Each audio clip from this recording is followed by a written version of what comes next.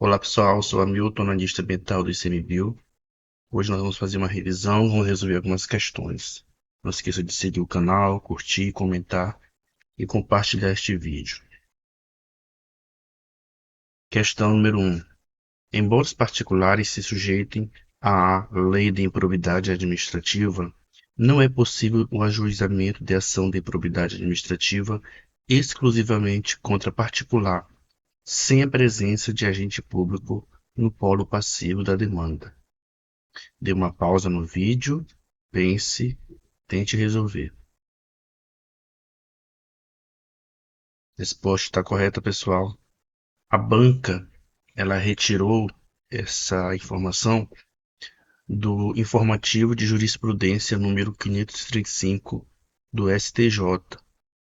Lá no STJ diz exatamente isso que está na questão, que não é possível o ajuizamento de ação de improbidade administrativa exclusivamente em face de particular, sem a concomitante presença de agente público no polo passivo da demanda.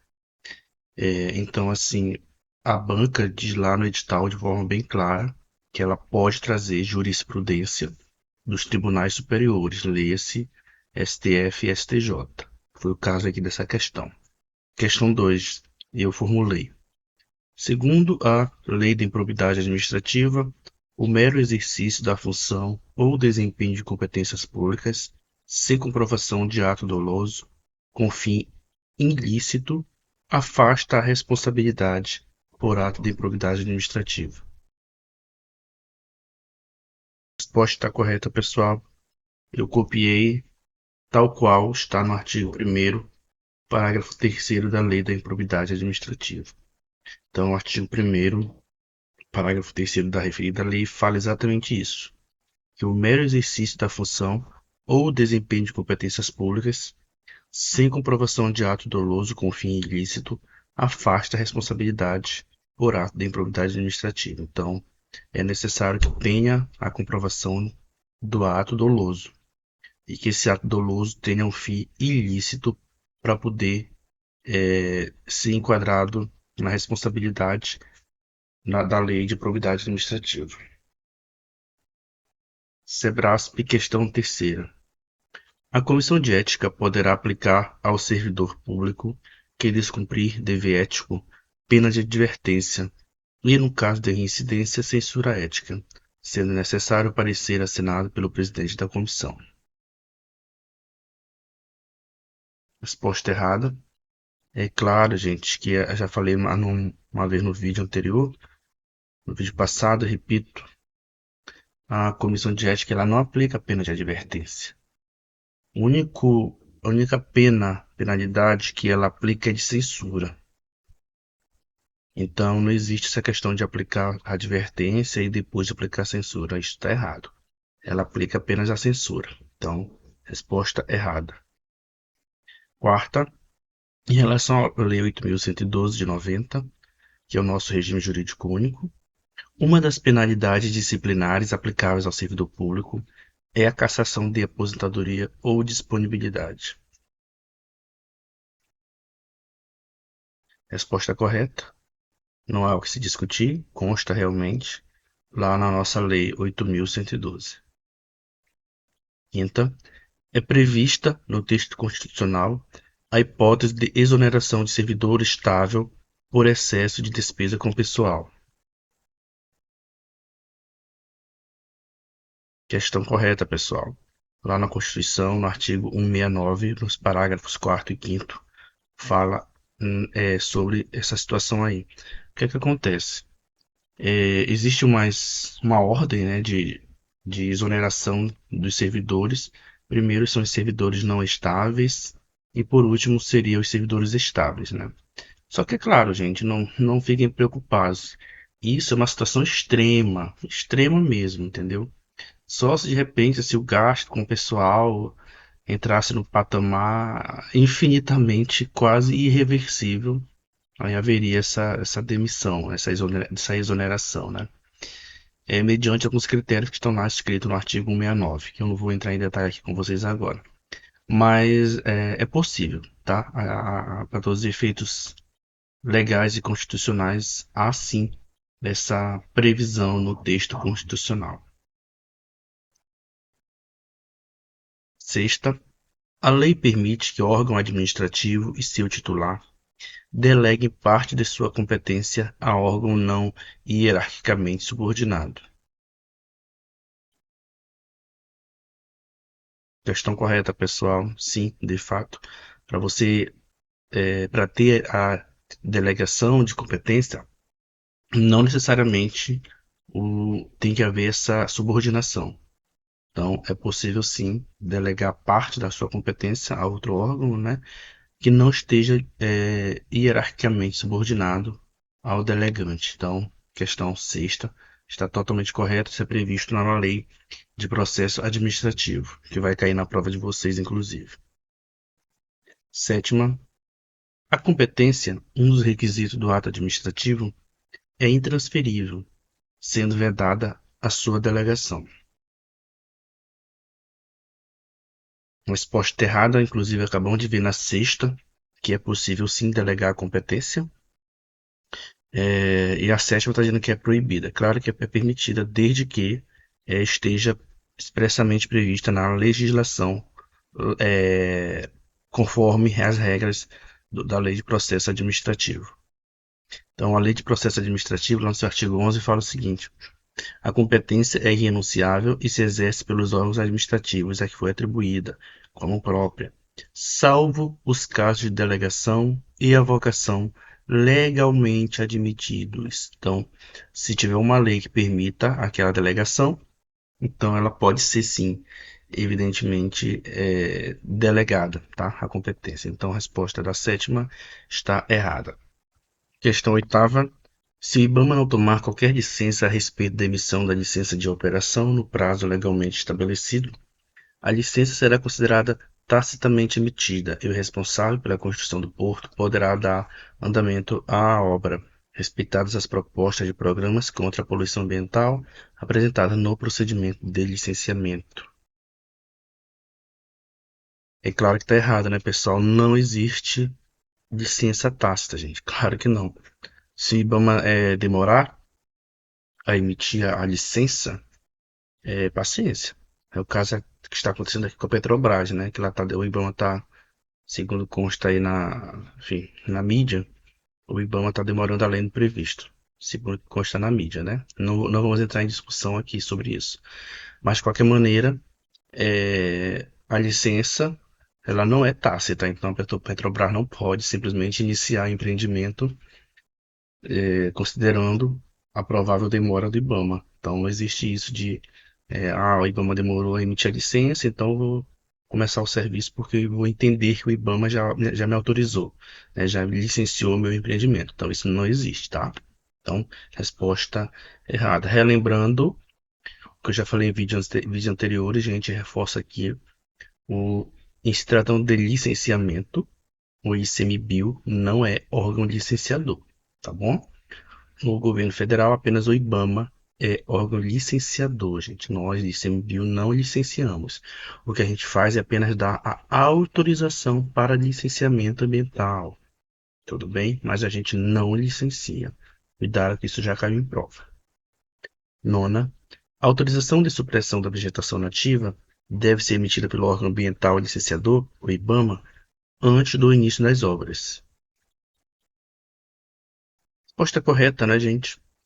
É claro, se eu vou fazer uma obra, vou solicitar junto ao IBAMA que ele me autorize a supressão da vegetação antes do início das obras, porque faz sentido, né, gente? Eu acho que não sei se teria algum pensamento no sentido contrário, né? Para mim é um raciocínio bastante lógico de que essa autorização tenha que vir antes do início das obras, né? Então, enfim, a resposta está corretíssima. Essa era uma questão bem tranquila para se resolver. Questão décima. A orientação para que todos os usuários no Brasil adotassem exclusivamente o referencial CIGAR 2000 em suas atividades deveria ser cumprida a partir de 2001. Resposta errada. CIGAS 2000, de 2005 até 2015, ele ficou sendo utilizado concomitantemente com o SAD 69. A partir de 2015, o SAD 69 saiu, né, de cena e ficou apenas o Sigas 2000. 11. Entre as ferramentas disponíveis em um sistema de geoinformação, Buffer é a mais apropriada para delimitar app. Resposta correta. Lembrando que uma app é uma área de preservação permanente. Então, resposta correta, pessoal. Essa foi bastante, uma certa forma específica para quem já trabalha com geoprocessamento ou tem algum domínio de geoprocessamento, e eu mostro aqui para vocês agora. Antes de mais nada, vamos rever o que é uma área de preservação permanente, né? Uma APP. Segundo o Código Florestal, uma APP é uma área protegida, coberta ou não por vegetação nativa. Então vejam, gente, que uma APP não necessariamente ela precisa estar coberta por uma vegetação nativa, tá? Então eu já vi em prova dizendo que uma APP ela deveria ser coberta por vegetação nativa. E a resposta é não, gente. Pode ou não ser por vegetação nativa. Com a função de ambiental de preservar os cursos hídricos, a paisagem, a estabilidade geológica e a biodiversidade, facilitar o fluxo gênico de fauna e flora, proteger o solo e assegurar o bem-estar das populações humanas. Então, o nosso Código Florestal, entre outras coisas, fala a respeito das áreas de preservação permanente, por exemplo, no leito dos rios, né? Com base na largura do leito do rio. Então, se o leito do rio tiver menos de 10 metros de largura, então ele vai ter que ter uma APP de 30 metros. De 10 a 50 metros e por aí vai. Já a relação buffer, gente, é uma ferramenta utilizada para criar uma área de influência ao redor de um ponto, de um objeto geográfico, seja ele ponto, linha ou polígono. Essa área de influência é gerada por uma distância especificada a partir do objeto de entrada e pode ser utilizada em diversas análises espaciais. Então, eu mostro aqui para vocês um exemplo que eu criei um buffer. Tem um rio. Esse rio aqui, eu não recordo aqui agora qual é a largura dele, mas parece-me que era 150 metros de largura. Então, se ele é de 150 metros de largura, né, ele se enquadraria nesse critério bem aqui, né? Então, aí deveria ter uma app de 100 metros.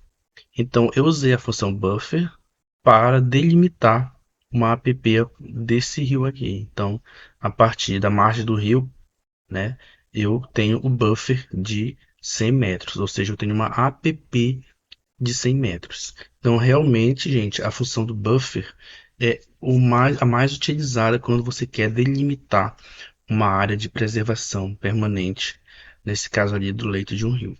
Então, assim, para eu criar um buffer, eu ir lá no QGIS, por exemplo, eu vou em processamento, caixa de ferramentas, depois eu procuro a função buffer.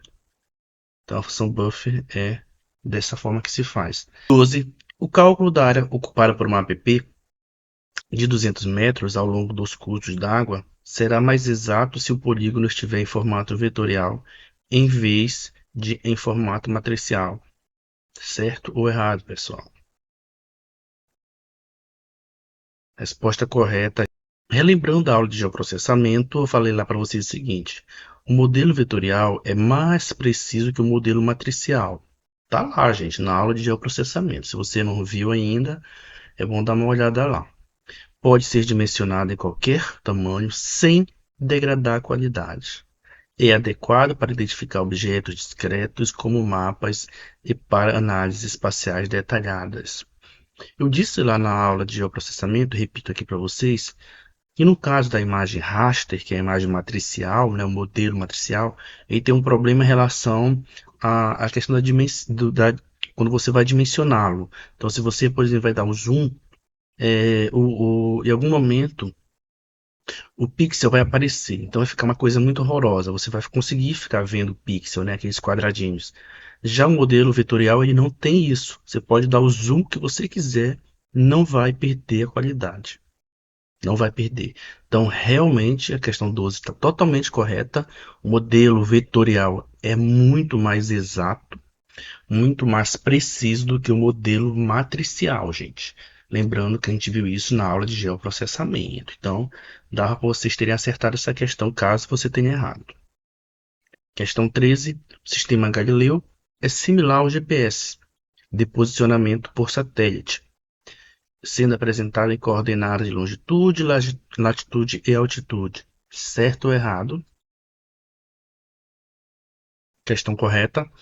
Eu também falei lá na aula de geoprocessamento é, sobre alguns sistemas de posicionamento, inclusive o GPS. Falei sobre, citei, né, na realidade, o GLONASS da Rússia, o Compass da China, o Galileu da União Europeia, né, da Europa. Então, de fato, ele é um sistema similar ao GPS, ele tem a mesma função, só que a diferença é que ele é gerido pela Europa, tudo bem? E já o GPS, ele é gerido pelos Estados Unidos. 14. Os mapas geotécnicos para aplicação no planejamento da ocupação urbana, em planos diretores e loteamentos, devem ser elaborados nas escalas de 1 para 1 milhão a 1 para 2 milhões e meio. Certo ou errado, pessoal? Questão totalmente errada. Gente, novamente relembrando da aula de geoprocessamento. Eu falei na aula de geoprocessamento para vocês o seguinte: quanto menor for o denominador da escala, maior será a escala. Portanto, mais detalhes poderão ser representados. Por exemplo, a escala de 1 para 140 é maior do que a escala de 1 para 100 mil. Por quê? Porque o 140 é menor do que o 100 mil. Então, seria menor, então essa escala aqui será consequentemente maior. Tá? Eu falei também para vocês lá na aula. Quanto maior a escala, que é esse exemplo aqui, menor será a área representada e maior o nível de detalhamento. E falei para vocês também lá no vídeo, mapas em pequena escala, que seria por esse exemplo 2 aqui, representam grandes áreas, como por exemplo os continentes, um país. Em resumo, gente, segunda questão, essas escalas aqui são pequenas, né? São pequenas, gente. Então, escala pequena eu uso para quê? Para continente, para país, para áreas, né? Para grandes áreas. Para grandes áreas. Só que na questão está querendo dizer que está fazendo um planejamento de uma ocupação urbana, uma cidade, por exemplo. Então, se você está dentro de uma cidade, você vai usar uma escala pequena? Não. Você vai usar uma escala grande, porque uma escala grande ela é utilizada para representar áreas menores. Então a resposta está errada. Você não pode usar aquelas escalas ali, porque aquelas escalas, repito, é para continente, é para um país, porque são escalas pequenas. Para cidade, por exemplo, você já usa uma escala maior. E a escala maior você vai ver mais detalhes. Tudo bem? Então, questão errada a 14. Questão 15. O ângulo formado ao longo do Equador, os meridianos que passam pelo lugar e pelo Observatório de Greenwich, na Inglaterra, chama-se longitude geográfica, a qual é negativa para leste e positiva para oeste de Greenwich. Resposta errada. A leste de Greenwich é positivo e para oeste de Greenwich é negativo. E não o contrário que está dizendo aqui, né, gente? Então, a questão está errada. Questão 16. Para cada um dos fusos do Sistema Universal Transversal de Mercator, o TM, a deformação resultante da projeção aumenta dos seus limites em direção ao meridiano central, em que cada fuso pode representar áreas que não ultrapassem a distância de 6 graus de longitude.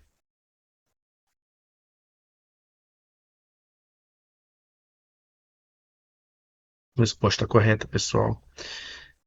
Primeiramente, vamos recapitular alguns aspectos do sistema UTM.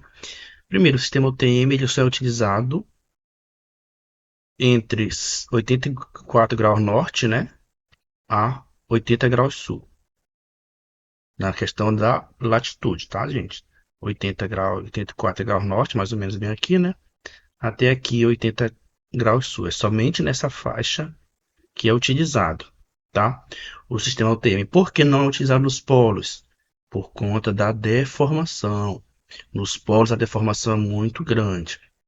Falei para vocês também que no sistema UTM, o planeta Terra ele é dividido em 60 fusos, cada um com 6 graus de longitude. Então, pensa um círculo que ele tem 360 graus. Se você dividir 360 por 60, vai dar 6. Então, cada fuso tem 6 graus de longitude. Outra coisa, no sistema UTM, essa questão de deformação é um problema muito grande. Se você tiver áreas muito grandes, a deformação também vai ser muito grande. Então, ele é mais exato possível quando áreas são menores, tá bom? Relembrando também, gente, no caso do sistema UTM, cada fuso, pensa que você tem um gomo de laranja, né? Então, cada gomo da laranja é um fuso. E tem também o meridiano central, tá? Então, meridiano central. Então, cada pedaço desse, cada gomo desse é um fuso. Então, a resposta está correta, tá, gente? Questão 17. Tendo como origem observatórios de Greenwich, 0 grau, todos os meridianos se cruzam entre si em ambos os polos, sendo o Equador o único paralelo que é um círculo máximo.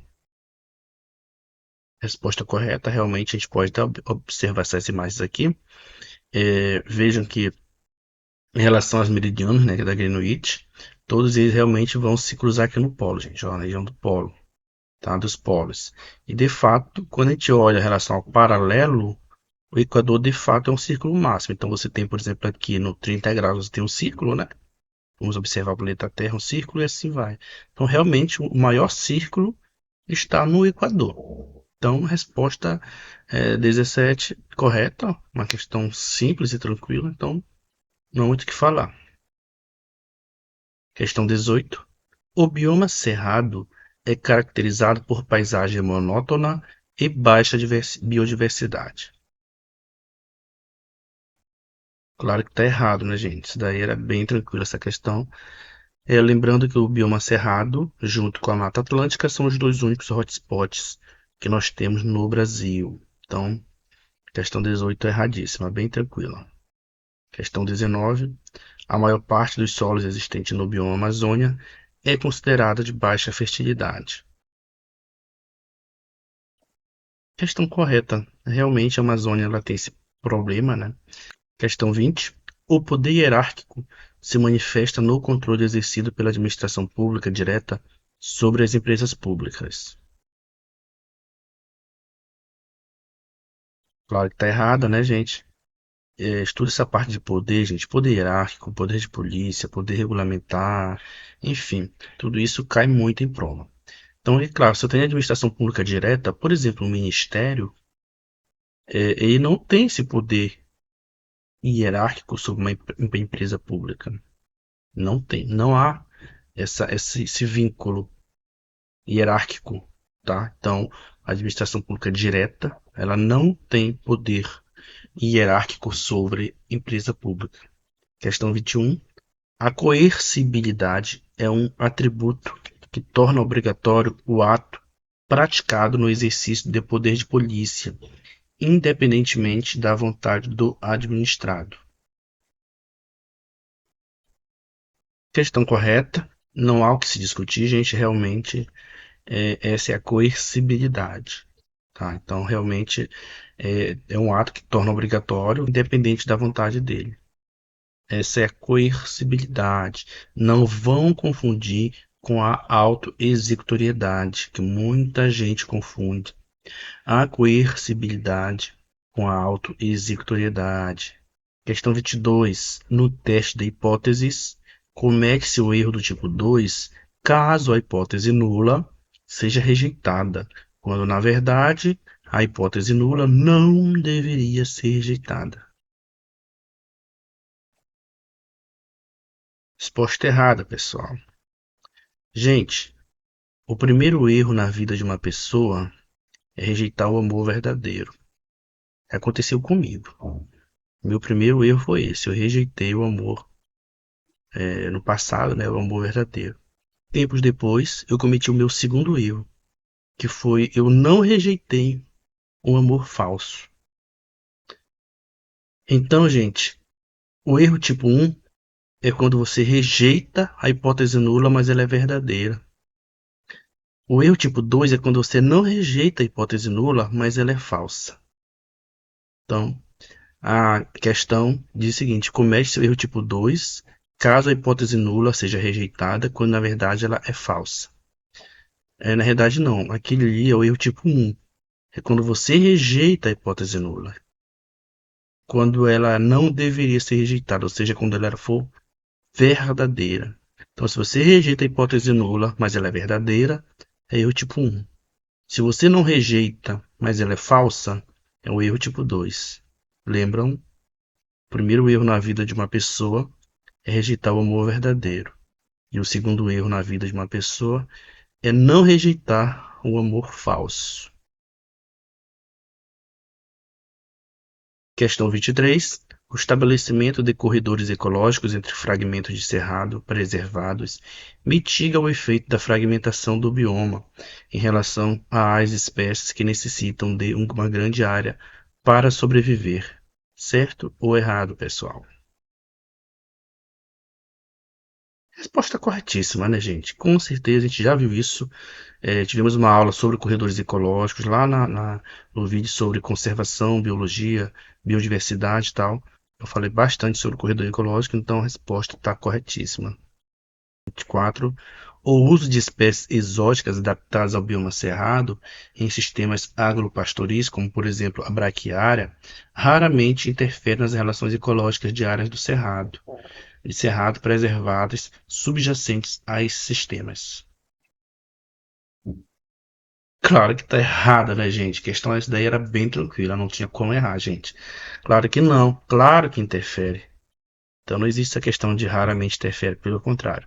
Espécie exótica, de maneira geral, costuma interferir na biodiversidade, nas relações ecológicas, causando inclusive um desequilíbrio ecológico, pode causar um desequilíbrio ecológico, então, resposta 24 não tinha nem como errar, né? Então, é erradíssima.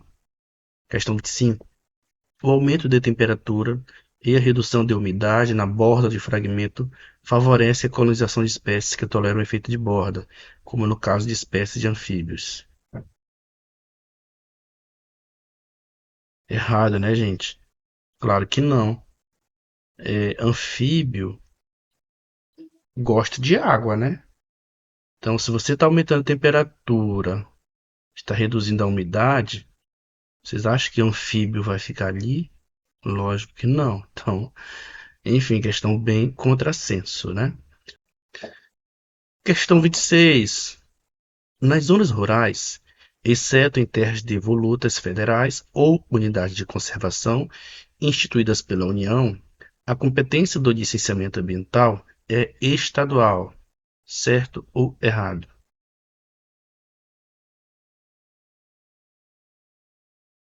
Questão errada.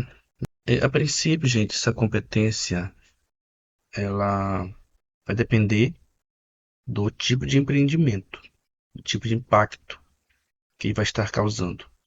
Tudo bem? Então, não necessariamente é estadual. Pode ser da União, inclusive, ou mesmo dos municípios. Questão 27. O desenvolvimento econômico e a conservação dos recursos naturais não são atividades excludentes, mas sim conflitantes, e qualquer ação que provoque desequilíbrio entre elas não se pode caracterizar como sustentável. Correta? Quando se fala em questão de sustentabilidade, desenvolvimento sustentável, tem que levar em consideração três aspectos, né? O ambiental, o econômico e o social. Nesse caso aqui, a questão está falando sobre o econômico e o ambiental.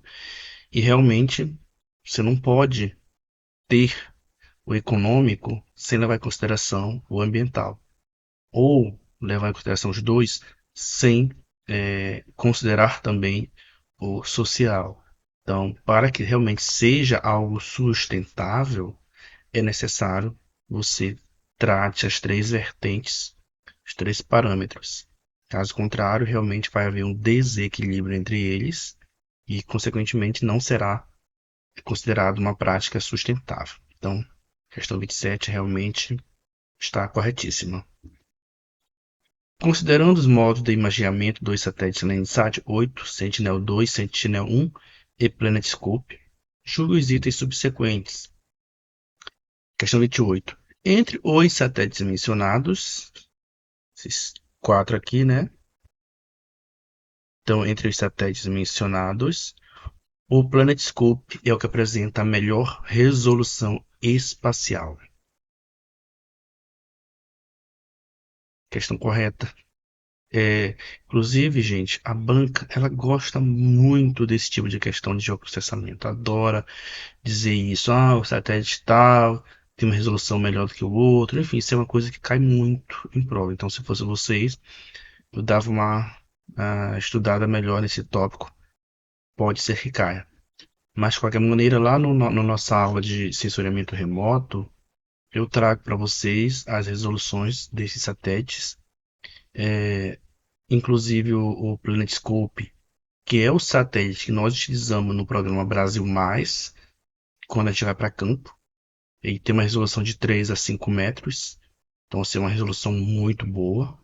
Por esse motivo que nós, IBAMA, ICMBio, e algumas prefeituras também, estado, enfim, a gente utiliza o Brasil Mais para fazer esse levantamento de satélite, já que tem uma resolução muito boa. Então, se a gente fosse utilizar, por exemplo, um satélite de resolução, sei lá, 30, 60, para a gente seria bem mais difícil a gente conseguir visualizar os detalhes. E o PlanetScope realmente ele é muito potente.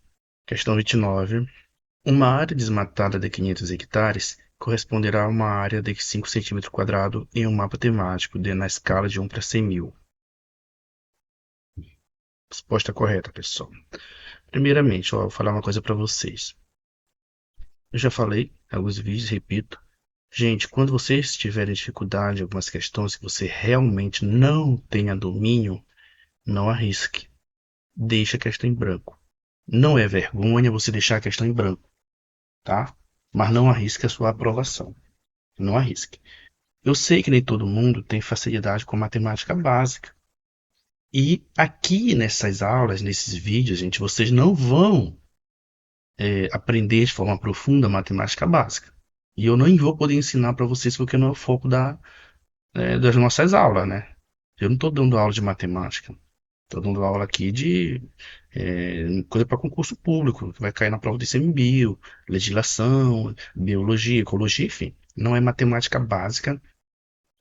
E quando se fala em escala, é matemática básica. É um produto aqui, é passar de uma unidade para outra, de centímetro quadrado, para hectare, enfim, essas coisas, tá?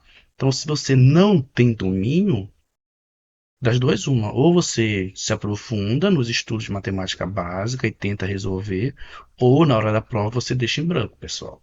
Mas não arrisquem a aprovação de vocês, tá bom? Eu já falei no vídeo passado e repito, quando eu falo de escala, eu tenho que levar em consideração algumas coisas. Primeiramente, se eu divido um comprimento qualquer por outro comprimento, eu vou encontrar uma constante de proporcionalidade. Essa constante de proporcionalidade é chamada de escala. Quando eu divido uma área pela outra, o resultado me dá o quadrado daquela escala. E quando eu divido um volume pelo outro, eu encontro o cubo da minha escala. Nesse caso aqui, a nossa questão está trazendo área. Então, naturalmente, eu vou utilizar aqui a segunda expressão. Primeiramente, vamos então agora para nossas questões. Para o nosso dado da questão. A nossa escala, ou seja, a escala numérica, né, a linear, é de 1 para 100 mil. E outro detalhe, nesse tipo de questão aqui, gente, a escala que for dada na questão sempre vai ser a linear, tudo bem? Ou seja, vai ser a primeira questão, a primeira razão ali, sempre vai ser ela. A não ser que a banca falasse alguma coisa diferente, mas a princípio sempre vai ser ela. Então, a escala é 1 para 10 a quinta. Você pode até me questionar o seguinte, Hamilton, por que você usa sempre potenciação? Gente, a matemática tem a potenciação. A potenciação foi criada para facilitar os cálculos. Então, se tem a potenciação que facilita os meus cálculos, eu não tenho por que ficar colocando um monte de número, um monte de zero. Não. Existe a potenciação, eu faço uso dela. Na aula de resolução de geoprocessamento, um seguidor meio que fez uma certa crítica, porque eu trabalhei 2 elevado à sétima e 2 elevado à oitava. Já ele pegou 2 elevado à sétima, 128, e depois 2 elevado à oitava, 256, multiplicou 127 por 2, que daria 256, e encontrou a resposta certa. Perfeito, não está errado. Mas, gente, se você tiver, por exemplo, 2 elevado a 15, você vai multiplicar o doce por ele mesmo 15 vezes? Você pode até multiplicar, mas você vai perder tempo. Então, se eu posso trabalhar com a potenciação, eu não tenho por que ficar desenvolvendo a potenciação. Então, eu não tenho por que ficar fazendo 2 multiplicado por 2 por 2 por 2 8 vezes, por exemplo, ou 10, enfim, não tem porquê. Entendeu? Então, por isso que existe a potenciação. Mas é claro, se vocês aí, se vocês tiverem, né, tempo aí suficiente para multiplicar o doce por ele mesmo 10, 15 vezes, por exemplo, aí já é uma escolha de vocês, tá bom? Não vai dar errado, vai dar o mesmo resultado. Mas nesse caso aqui, 10 elevado à quinta, não tem por que eu ficar colocando um seguido de 5 zeros, né? Então, é por isso que eu uso a potenciação. Lembrando também, gente, que 1 hectare é 10 mil metros quadrados. Eu estou em metro quadrado. O meu objetivo, gente, é chegar a centímetro quadrado. Por que centímetro quadrado, amigo? Porque a questão está trabalhando em centímetro quadrado. Então, ela me deu hectare, eu já passei de hectare para metro quadrado, e agora eu tenho que passar de metro quadrado para centímetro quadrado. Tudo bem? Gente, quando eu trato em área, cada pulo é 10 ao quadrado. Então, 10 ao quadrado para cá, mais 10 ao quadrado para cá, ou seja, 10 elevado à quarta. Então, de metro quadrado para centímetro quadrado, eu multiplico por 10 elevado à quarta potência. Tudo bem? Então, eu tinha aqui, ó, 10 elevado à quarta, mais os 10 elevado à quarta daqui, eu tenho 10 à oitava. Concordo? 10 elevado à quarta daqui do metro quadrado, mais 10 elevado à quarta aqui do centímetro quadrado. Então, 8. E eu tenho mais 2 zero aqui, ó. 8 mais 2, 10. Então, ao todo, eu tenho 5 vezes 10 elevado à décima centímetro quadrado. Então, 1 hectare, ou melhor dizendo, 500 hectares, né, que a questão diz, equivale a 5 vezes 10 elevado à décima centímetro quadrado. Repetindo, eu tinha 4 zeros aqui, 4 do metro quadrado, mais 4 daqui, quando eu passei de metro quadrado para centímetro quadrado, ou seja, 8, eu tinha mais de 2 zeros do 500, então 10. Então, total, lembrando que aquele valor lá em cima do 10 indica quantos zeros eu terei na minha expressão, no meu número. Aí vocês já pensaram se fosse elevar, gente, 10 elevado à décima? Né? Um seguido de 10 zeros, então não faz sentido. A gente trabalhar com tanto número, a gente pode facilitar. Tá? Então, repetindo agora, voltando para a nossa questão.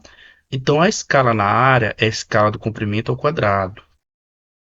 Porque, né, ó, ao quadrado vem ali. A escala é 10 à quinta, ao quadrado dá 10 à décima. Por que 10 à décima? Porque eu conservo a base e multiplico os expoentes, né? Potência de potência. Então, 5 aqui vezes 2 aqui dá 10 ali. Então, agora sim, fazendo a minha continha, né, bonitinho. Então, 1 centímetro quadrado no desenho equivale a 10 elevado à décima no real, que é esse valor bem aqui.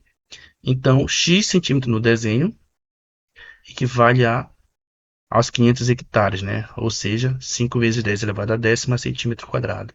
Fazendo as continhas, eu corto esse daqui com esse, sobra 5. Então, 5 centímetros quadrados. Tá? Novamente destaco, se você tem dificuldade com matemática básica, eu sugiro que você deixe a questão em branco ou se aprofunde no estudo de matemática básica, gente. Se você não está com tempo de se aprofundar em matemática básica, tudo bem. Então, deixe a questão em branco, é melhor do que você arriscar a sua aprovação. já que aqui nesse vídeo a gente não vai ter como aprofundar mais a matemática básica, tá bom? Mas, de qualquer maneira, a questão está corretíssima. Questão 30. O bioma Pantanal, que ocupa parte dos estados do Mato Grosso e do Mato Grosso do Sul, não é um bioma exclusivamente brasileiro. Resposta correta. Realmente, gente, o bioma Pantanal não é exclusivamente brasileiro. A Amazônia, por exemplo, não é exclusivamente brasileira, né? Temos a Amazônia Internacional, então Pantanal também não é exclusivamente brasileiro, gente. Questão 31. A reserva de fauna se constitui por área natural, com populações animais de espécies nativas, terrestres ou aquáticas, residentes e até migratórias. Resposta corretíssima. Tudo bem? Então, não há o que falar. Está lá no nosso SNUC, nossa Lei 9985, que fala sobre as unidades de conservação, entre as quais a reserva de fauna. Questão 32. No que se refere aos nomes científicos de animais, nos casos em que a espécie ainda não foi identificada, o nome do gênero deve ser seguido pela abreviatura T, né, gente? SP. A gente viu isso lá na nossa aula de taxonomia, de classificação e taxonomia. Se você ainda não viu o vídeo, tem uma busca aí no canal, que você vai encontrar esse vídeo. Lá eu falo justamente sobre essas questões das abreviações, né? Então a resposta correta é a letra D. Quando você não sabe a espécie, você tem certeza do gênero, mas você não tem certeza da espécie. Então, para você não cometer um erro, você coloca o SP para dizer que você não conseguiu ainda identificar aquela espécie daquele animal, por exemplo. Então, resposta corretíssima, letra D de dado. Questão 33, pessoal. Com relação às estratégias de conservação da natureza, seus recursos naturais e dos seres vivos, julgue os itens seguintes. Dê uma pausa no vídeo, tentem resolvê-la. Questão correta, letra B. Apenas o item 2 está certo. Vamos analisar, né? 1. A conservação in situ é pouco empregada no Brasil, pois ela não protege várias espécies ao mesmo tempo. Totalmente errado, né, gente? Claro que conserva e protege. Vamos relembrar que a gente já estudou isso também, né, na nossa aula de biologia, de conservação, de biodiversidade e tal. A conservação in situ é eu conservar o animal, por exemplo, ali diretamente no seu próprio habitat. Então, eu não vou retirá-lo dali. Por exemplo, posso botar um colar de monitoramento em uma onça, por exemplo, mas a onça continua lá no habitat dela. Então, nesse caso aí, é uma conservação in situ. Eu estou fazendo diretamente no próprio ambiente dela. Agora, se eu pego, por exemplo, aquele animal, levo para um zoológico, para um museu e faço a conservação dele lá, então, nesse caso, é uma conservação in situ, ou seja, fora do ambiente natural daquele animal. Tá? A gente já viu isso. Então, é claro que a conservação in situ ela protege vários animais ao mesmo tempo. Então, e outra coisa, ela não é pouco empregada no Brasil. Pelo contrário, ela é bastante empregada no Brasil, ainda bem. Então, questão 1 está totalmente errada. Questão 2. Corredores biológicos ligam fragmentos de hábitat, o que permite elevado fluxo gênico entre os indivíduos de vários fragmentos. Corretíssimo. A gente já viu isso aqui em aula também, sobre corredor ecológico. Já falei para vocês o que é um corredor ecológico, qual é a função dele, e realmente a questão 2 ali está corretíssima. Questão 3. A principal limitação da conservação in situ está na sua ineficácia para preservar diferentes espécies em zoológicos e jardins botânicos. Claro que está errado, né, gente? Não se trata de questão de ineficácia, pelo contrário, ela também tem a sua eficácia. É claro que quando eu comparo a in situ com a ex situ é muito mais onerosa. Porque eu tenho que tirar, por exemplo, o animal de lá, ou se eu quiser montar um banco genético, por exemplo, então é mais caro. Então é claro que a preferência é a in situ, tá? Mas a in situ também, com certeza, ela é eficaz e com certeza ela tem as suas vantagens também. 34. Os sensores imagiadores ativos que operam na faixa espectral de microondas são denominados radares de abertura sintética. Questão correta, pessoal. Ó, deixa eu falar uma coisa para vocês. Isso aí eu não trouxe na aula, tá? Não trouxe na aula de geoprocessamento. Mas estou trazendo aqui para vocês como uma informação, tá bom? Então, se a porventura a banca falar para vocês lá que os satélites, os sensores que operam na faixa de microondas são os radares de abertura sintética. Estou trazendo uma informação extra para vocês, tá bom? Então guardem essa informação para a prova de vocês. Questão 35, de novo de escala. Uma área de 1 centímetro quadrado em uma carta planimétrica na escala de 1 para 5.000 corresponde no terreno a uma área de 5 hectares. Resposta errada. Essa já é a terceira questão da banca Sebrasp que eu vejo nesse sentido, gente. Esses cálculos aí assim, de centímetro quadrado, área, né? Então, assim, atentem, se cair na prova, né? A gente acabou de resolver uma questão agora sobre isso. Então, vamos resolver de novo. Já trouxe isso aqui para vocês, não vou falar dele de novo. Vamos só fazer esse cálculo direto.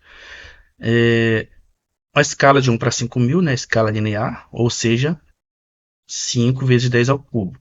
Por que ao cubo? Porque tem 3 zeros ali. Perfeito. Novamente, 1 hectare, que equivale a 10.000 metros quadrados, que é a mesma coisa que 10 a quarta metro quadrado, que equivale a 10 a oitava centímetro quadrado. Tá? Lembrando, vamos recapitular, né? O metro quadrado, eu tenho 4 aqui, né? 4 zeros. Então, eu estou em metro quadrado, quero passar para centímetro quadrado. Então, daqui para cá eu tenho 2, que eu sempre multiplico por 10 ao quadrado, tá? 2. Daqui para cá mais 2, ou seja, 4. Então, eu tinha 4 ali, com 4 aqui dá 8. Então, 1 hectare equivale a 10 a oitava centímetro quadrado. Novamente, a escala, né? Da área é igual a escala do comprimento ao quadrado. Então, se eu tenho a escala do comprimento como 5 vezes 10 ao cubo, elevando isso ao quadrado dá 25 vezes 10 à sexta. Por que 6? Porque eu multiplico 3 com 2, né? Então, daria 6. E o 5 ao quadrado dá 25. Perfeito. Ou seja, 1 centímetro quadrado equivale a 25 vezes 10 à sexta centímetro quadrado. Perfeito? Então, vamos passar para centímetro quadrado, né, gente? Então, 1 hectare eu já sei que vai a 10 à oitava, né, centímetro quadrado. Então, 25 vezes 10 elevado a sexta centímetro quadrado dá um valor qualquer. Fazendo as continhas aqui, daria 0,25 hectare e não 25.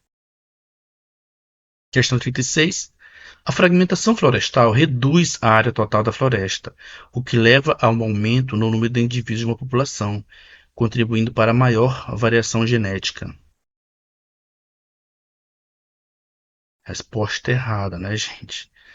A gente já estudou também fragmentação lá na aula da gente de conservação, de biologia, etc. Ecologia. Então, a fragmentação ela reduz a área total da floresta? Reduz, né? Perfeito. Agora, leva ao aumento do número de indivíduos? Com certeza não. A princípio, vai haver uma redução do número de indivíduos, e é claro que isso não vai contribuir para uma maior variação genética. Pelo contrário, né? Pelo contrário, vai haver uma maior redução, né? Vai haver uma redução na variação genética, já que nós teremos, por exemplo, espécies extintas, entre outros fatores aí que nós já estudamos ao longo desse um pouco mais de um mês, né, aqui no canal. Então, a resposta está errada. Questão 37. A população remanescente nos fragmentos oriundos da fragmentação florestal passa a ter um tamanho maior do que o mínimo adequado para ter uma continuidade e evolução. Claro que está errada, né? Acabei de falar na questão 36. Então, quando ocorre uma fragmentação florestal, normalmente não ocorre um tamanho, tá? Um aumento do tamanho da população. Pelo contrário, ocorre uma redução do tamanho populacional. Questão 38. Nas coordenadas UTM, a Terra é dividida em 120 fusos de amplitude, de 3 graus de amplitude. Errada, né, gente? Isso daí não poderia errar. Claro que não são 120, são 60 fusos de 6 graus, né? 60 fusos de 6 graus, e não 120 de 3. Então, questão erradíssima. Essa daí é inadmissível você errar. A não ser que você ainda não tenha visto o vídeo de geoprocessamento. Questão 39. O comportamento espectral do solo é afetado por diversos fatores: a cor do solo, o tipo do solo, latossolo, litossolo, podizólico, o teor de matéria orgânica nele presente, o teor de ferro, a composição mineralógica do solo, presença ou ausência de minerais escuros, o teor de umidade e a sua textura, distribuição de tamanho das partículas presentes no solo, ou proporção de argila, silt e areia. Certa ou errada essa questão, gente? Questão correta. A gente viu isso lá na aula de geoprocessamento. Quando nós estávamos trabalhando lá, que eu tratei com vocês a respeito do coeficiente de espalhamento e da reflectância, eu falei para vocês alguns fatores ambientais que interferem na reflectância e no coeficiente de retroespalhamento. Eu falei para vocês isso, não foi? Falei. Eu falei, por exemplo, sobre matéria orgânica. Eu falei para vocês sobre a questão da textura, a rugosidade. Falei para vocês sobre a umidade. Então, tudo isso eu falei na aula de geoprocessamentos, lá no tópico de radar. Então, se você não viu o vídeo, veja o vídeo, que é muito importante. E se você viu o vídeo e esqueceu, volte lá um pouco, tudo bem? E pegue esse tópico que é muito importante. Nesse caso aqui, a questão Sebrasp, gente, a banca Sebrasp, final de semana passado, né, retrasado, se não falha a memória, ela trouxe essa questão na prova da ANM, na Agência Nacional de Mineração, mas ela trouxe em outro formato. Ela trouxe em forma de tabela, de número, não foi? Então, mas aqui dessa vez ela trouxe em forma de por extenso, né, propriamente dito. Então, cuidado, que de repente pode cair na nossa prova. Então, se cair na nossa prova, vocês vão acertar com certeza essa questão. Questão 40. Na estrutura matricial das imagens de sensoriamento remoto, operações aritméticas como adição, subtração, multiplicação e divisão não são realizadas pixel a pixel. Resposta errada. Eu não trouxe isso para você na aula de sensoriamento, mas eu também estou trazendo isso como uma informação extra, tá, gente? No sistema matricial, as operações sim são realizadas pixel a pixel, tudo bem. É possível realizar, Milton, operação aritmética em imagens, estrutura matricial, raster? É possível, gente. Se vocês forem lembrar lá da nossa aula de sensoriamento remoto, apesar de eu não ter falado, aprofundado de maneira bem clara isso, mas quando eu estava ensinando a vocês lá, mostrando para vocês sobre o NDVI, eu fiz um cálculo lá. Pode ir lá na aula de sensoriamento remoto, vocês vão ver, né? Eu fui lá em calculadora raster, não foi? Calculadora raster. Aí eu coloquei lá a banda 5 menos a banda 4 dividido pela banda 5 mais a banda 4, que eu estava calculando o NDVI. Então vejam que lá eu estava fazendo operação aritmética com uma estrutura matricial. Até porque as bandas 5, 4, enfim, são imagem raster, são matriciais. Então, eu estava fazendo cálculo ali. Então, esses cálculos eles são realizados pixel a pixel. Tudo bem? Então, a banca está dizendo aqui que eles não são.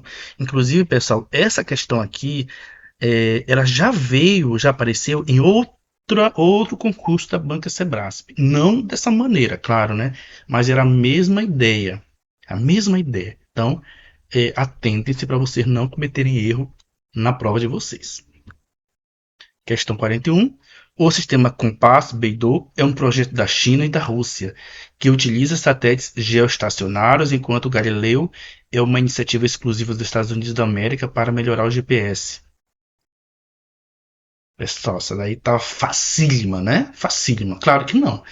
O Compass é da China? Perfeito, realmente ele é da China. Da Rússia? Não. O da Rússia é o GLONASS, né?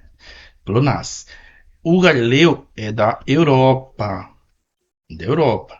E dos Estados Unidos qual é? O GPS. Todos são sistemas de posicionamento. Tudo bem? Mas o Galileu é da Europa, dos Estados Unidos é o GPS, o Compass é da China e da Rússia é o GLONASS. Então a questão está errada. A gente, na aula de geoprocessamento, nós falamos disso e nós falamos também lá sobre satélites geoestacionários. Se você não sabe o que é um satélite geoestacionário, volte lá na aula de geoprocessamento que você vai entender o que é um satélite geoestacionário. Mas, de qualquer maneira, a questão 41 está erradíssima. Questão 42.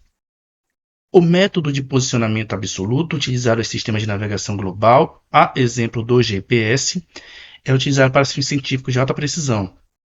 e requer o uso de múltiplos receptores para calcular as coordenadas. Questão errada, pessoal, tá? Na realidade, gente, o GPS ele não requer o uso de múltiplos receptores necessariamente, tá? Necessariamente. Entretanto, relembrando a aula de sensoriamento remoto, o GPS, para você ter a precisão, a coordenada geográfica de um ponto no planeta Terra, você precisa de no mínimo 4 satélites, não foi? Que a gente viu isso lá na aula de geoprocessamento, tá bom? Então é isso, pessoal. Disciplina é você explicar para o seu cérebro que ele precisa sacrificar prazeres imediatos para receber recompensas maiores no futuro.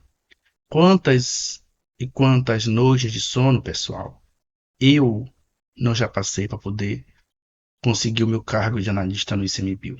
Muitas noites de sono, muitas noites em claro, preocupado, mas eu estava estudando, porque eu sabia que eu iria colher os frutos do meu empenho. E graças a isso, gente, hoje eu colho os frutos do meu empenho. Então vocês devem abdicar também, não abdicar, né? Mas sacrificar um pouco alguns prazeres. Não todos, pessoal. Não todos, tá? Não estou dizendo que você tem que estudar 10 horas por dia, jamais. Vá ao final de semana, vá ao cinema, vai namorar, sei lá, qualquer coisa. Mas, evidentemente, sempre que possível, sacrifique um pouco aqueles prazeres que não são necessários, tão necessários assim, para que vocês possam atingir o objetivo de vocês, que é passar no ICMBio, no IBAMA ou qualquer outro concurso da vida de vocês, tá bom? Muito obrigado. Esse material vai estar disponível lá no Drive, onde eu coloco os meus materiais, os PowerPoint das aulas.